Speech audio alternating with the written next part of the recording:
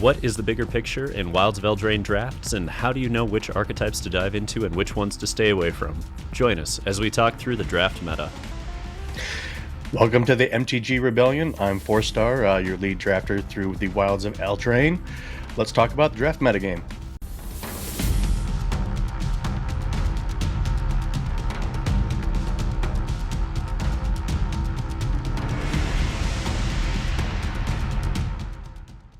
Oh yeah, all the tiers this time. Take it away, FourStar. Why we got it this way? Absolutely. So as you can see here, we basically established the draft archetypes into tiers 1, 2, and the trap category. The tier 1 decks are basically the decks that have done the best statistically over the time of the draft format. Tier 2, basically you're looking at decks that require a lot more synergy to function, or game-changing rares without kind of the payoffs. So basically with Gruul, if you don't have the 4-drops, you're looking at, like, the deck kind of falls apart. Simic Ramp, you're looking at ramping into large critters, but if you don't have a lot of interaction outside of bounce spells, and of course the aura deck is self-explanatory, if your auras do not lay out in the right order, you're also prone for blowouts. And the traps are obviously traps. You want to try and avoid these if at all possible in this draft format. Fair. Well, I'll tell you what, let's put a minute on the clock. Let's talk through Rakdos Rats as an archetype, and let's start with black commons. You bet. As far as black commons here, these are basically the top 12 that you're looking to get for unconditional removal spells. Candy Grapple, Feed the Cauldron, and Shadow the Oath are all ideal for this format. Being able to remove creatures matters, as with any draft format. The creatures here are the ones that are going to be good on curve, or the ones that are very hard to remove later in the game, like Scream Puff.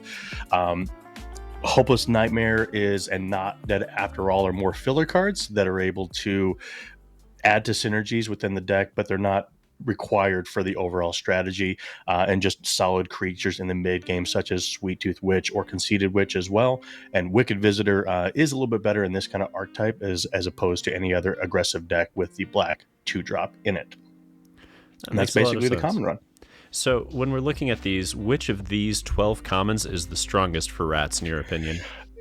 So basically it's Candy Grapple, and that stretches across not just this archetype, but any other archetype in the format. It is one of the premier removal spells outright. Fair. Well, let's move on. Let's check out black uncommons. As we can see, there are 8 of them here for you. There are. So these, again, are the premier ones that you really want for this kind of deck. The Sewer Witch just pops right away. Rat synergies all abound. This card is good in the mid game, drawing it late. It's good basically anytime it ever resolves. Witch's Vanity, all around pretty good removal spell. Again, removal is going to be uniform across any deck, is good with it. Taken by Nightmares, Fairy Fencing, again, universal removal. High Fate Negotiator is basically the flying Siege Rhino here, and the 2-drop Carousel Sword is, again, ideally in this kind of deck because you can cast both halves reliably. Back for Seconds, again, goes across most decks anyway. So are there any of these that you'll only play a single copy, even if you get past like multiples?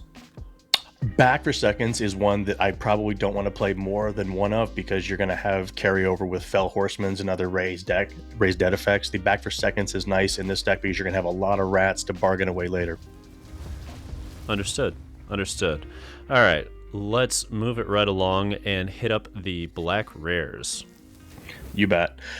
Black rares, something we haven't opened a lot of on this stream, but you never know.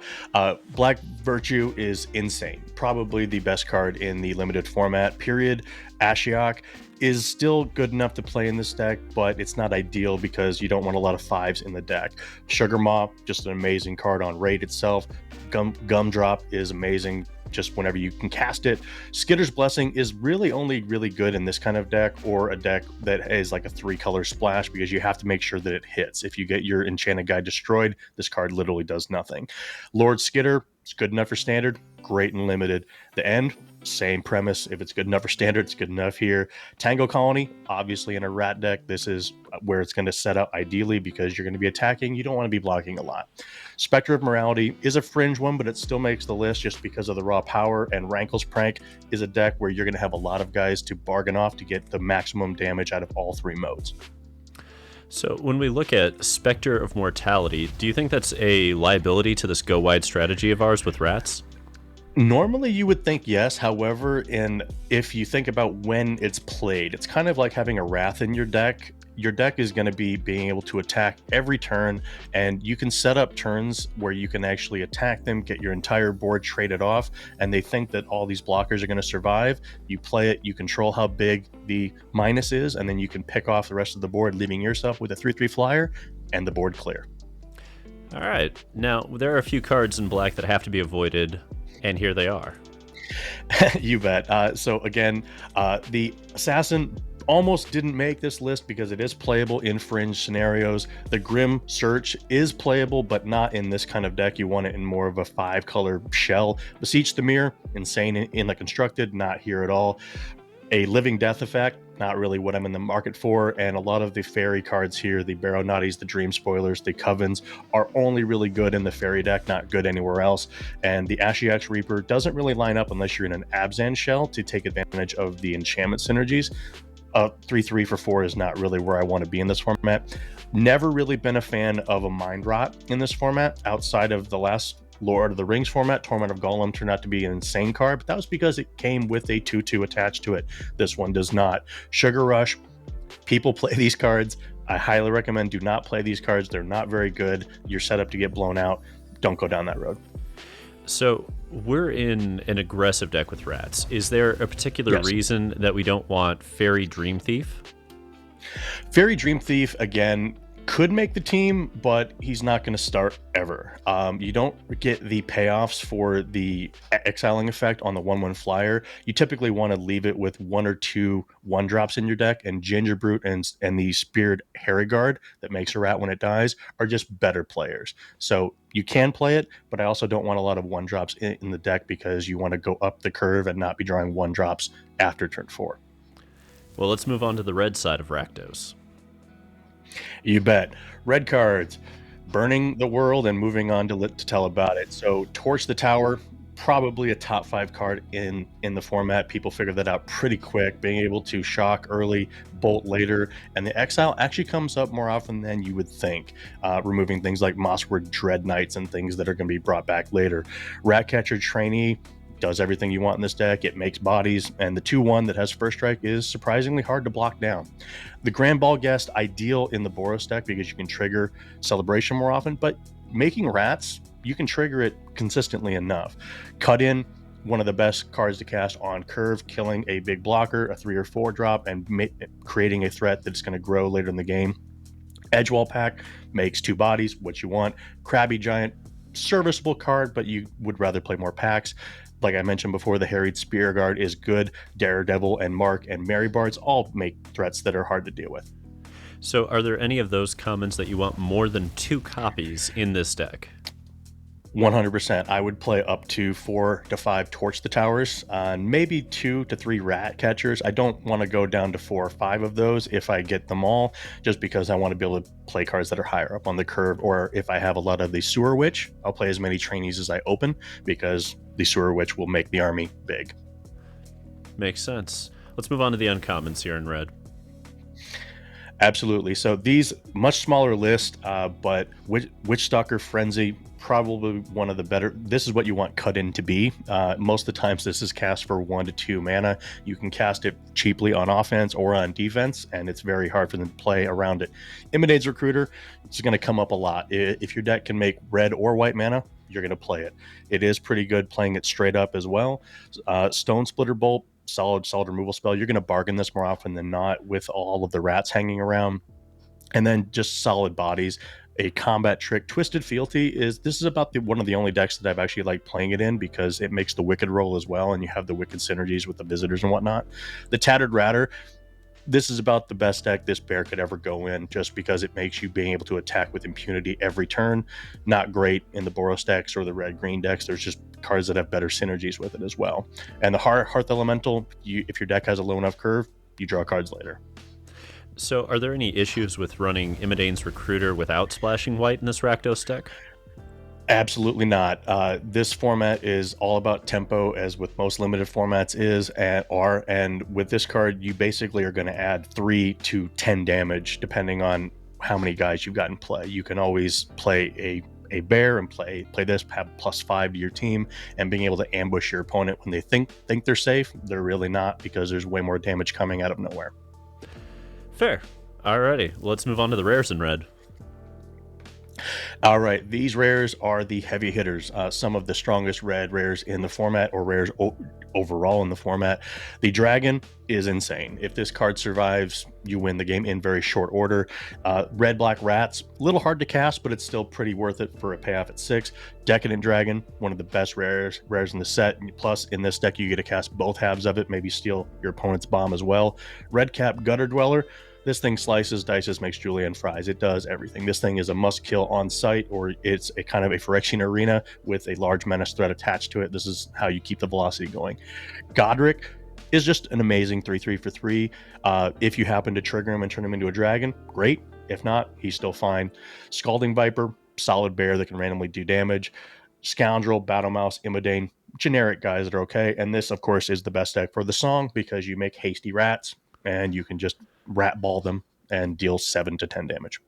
So out of these rares, which ones are you most excited to see in pack 3 once you've committed to this archetype? Decadent Dragon or Redcap Dweller. It's kind of being a built-in payoff for going down this road, but I would play any of these rares in the deck just because you want powerful cards at any level of the draft, and these are easily splashable. Godric is about the only one that's a little awkward just because of the double red, depending on how heavy black you are, but it's still worth playing. Fair. Let's see what we need to avoid in red.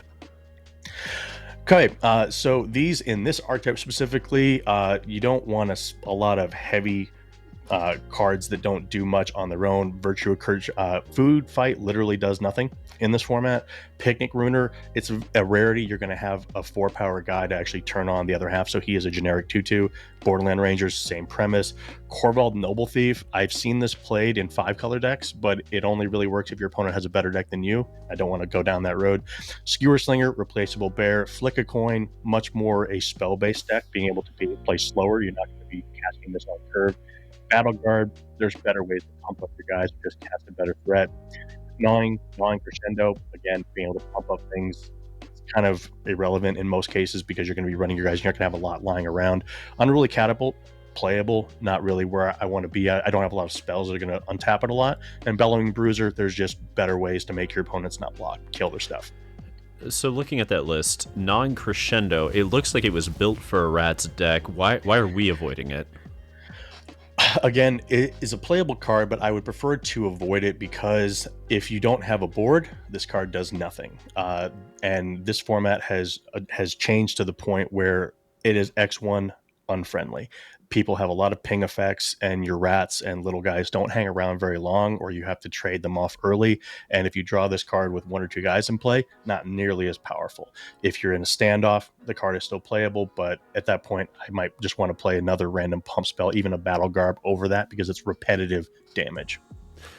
Fair. Now let's look at multicolors, lands, and artifacts and see what the top picks are for that. Yep. So again, with any aggressive deck, Ginger Brute is great. It's an early threat. You rarely sack it for life, but you can make it evasive later in the game. Dragon Mantle is a pretty cool combo with it as well. Aggressive decks want a Tempting Apple. A lot of decks are not in the market for this, so this card will wheel 90% of the time. No one else wants it but you, being able to threaten a guy and then be able to sack it for damage later. Seer is just a basic bear, which has synergies with random food tokens you throw around. The Swarm Piper, again, rat synergies. This basically in play makes your guys, if they pick them off, they have to kill this first, or you just keep churning out rats and keeping on attacking. And with the death touch threat of activation, makes blocks very awkward. Rowan, Sign of War, rare, you'll rarely see, but it's just a 4/2 menace, just good on raid in general. The Soul Cauldron and the Crown will go in literally any deck. The Cauldron is not as powerful. You don't have a lot of activated abilities in this format as you would in a constructed format, but you can still play it. Now, we didn't quite get to the last card there, but that's where my question is. Why is Prophetic Prism on the list, given that we're an aggressive deck? Why do we want that? Prophetic Prism is basically a plug into any deck in this format. It allows a random off-color splash, as well as being able to bargain it away later, so you could, or being able to ramp up into your more expensive rares, and then sack it to a Stone Splitter Bolt to deal 6 to a Hamlet Glutton. Fair. Now let's talk about what we need to avoid in this exact same category. These cards really are not playable in many decks at all. Three Bowls of Porridge. It is a food, but you don't really have a lot of food synergies, and you have a lot of red burn spells that are going to be doing all of the shocking on that behalf. Collector's Vault, we don't want to draw cards. We want to cast guys and attack our opponent dead. Candy Trail, again, not looking to take slow and gain life in this deck. Crystal Grotto is a playable card, but like I said earlier, with the mana cost being a little bit restrictive, that's why it's a little hard to play this just even as a one-of to a scry. If you have to have black on 1, red on 2, red, black on 3, this card will turn off a turn, and you don't want to time lock yourself. Well, that actually answers the biggest question I have, which is why don't we want Crystal Grotto as a splash land, even as a one-of? That would be the corner case that it would come up. Do we want it if we have an Imidane's Recruiter? Yes, but an Imidane's Recruiter, though, if I have that card is that powerful, I'm not even opposed to playing 1 or 2 basic planes in addition to a Grotto, just to be able to play both halves of it. But as we established earlier, the Imidane's Recruiter is good on the red half on its own. Well, that brings us to our final segment, which is going to be signposts. And let's just talk about what signposts are and how they function here. You bet. A signpost in draft more or less is just a big sign hanging up in the air that says draft this deck. Cards that will come by early or later can either in pack 2 decide, hey, I need to get off of this color because this pack is open. So if I get past a Sewer Witch, second, third, or even fourth pick in this format, there's not a lot of decks that want this, surprisingly enough, except you. But if this card's coming around that late, that is a big flare up in the air saying I need to maybe potentially get into the rat deck. Lord Skitter, probably not the biggest post, except when you open it, I'm in the rat deck and I'm going to be happy with my draft. The same with the Gutter Dweller. The trainees are always just good, period. But getting a late trainee or a Sewer Witch are probably going to be the bigger things to jump from another deck into this one if your deck isn't coming together right away, to maybe try and save it. So basically, if we see any of these get passed to us and pick somewhere between 2 and 6, basically, we're getting signs that this deck is open. It's time to pivot into it. And if you ever get past a Lord Skitter, buy your opponent a soda. That's fair. Alrighty, folks, and that concludes our revamped draft guide. We hope you guys like where we've gone with this. Comment below to let us know. And while you're down there, please remember to like, subscribe, and share us with your friends. We even have a join button for those who can afford to support the Rebellion with just a 99-cent monthly donation. So tune in next week as we continue our rampage through Eldraine and maybe a sneak peek at Ixalan's draft strategies once we see a few more cards. But until next time, untap, Rats. upkeep, resist.